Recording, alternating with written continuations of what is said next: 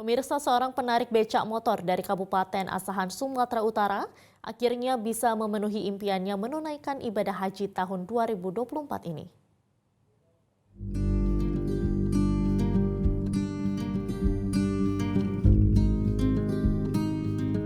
Inilah Modung Siregar, warga Jalan Merbu, Kelurahan Gambir Baru, Kisaran, Kabupaten Asahan.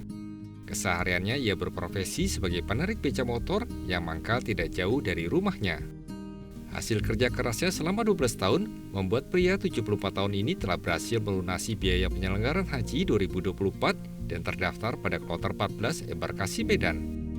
Dirinya tidak menyangka hasil dari tabungannya selama 12 tahun bisa membuatnya memenuhi rukun Islam yang kelima meski butuh perjuangan ekstra untuk bisa mengantarkannya ke Tanah Suci Mekah. Selain itu, niat baiknya menunaikan ibadah haji juga mendapatkan dukungan dari teman-temannya sesama penarik becak motor. Saat ini meski mendekati hari keberangkatannya, dirinya tetap menarik becak.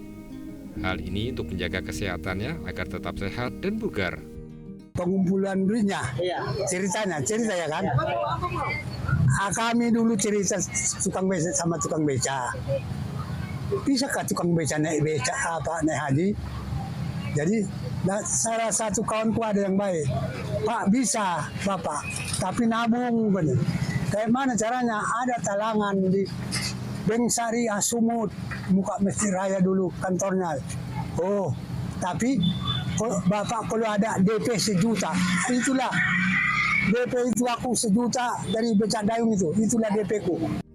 Modung Siregar masuk gelombang 2 keberangkatannya dari Kabupaten Asahan, Sumatera Utara pada 27 Mei 2024 mendatang, kloter 14 embarkasi Medan. Semoga menjadi haji yang mabrur. Dari Kabupaten Asahan, Ferry Aryawan, Metro TV.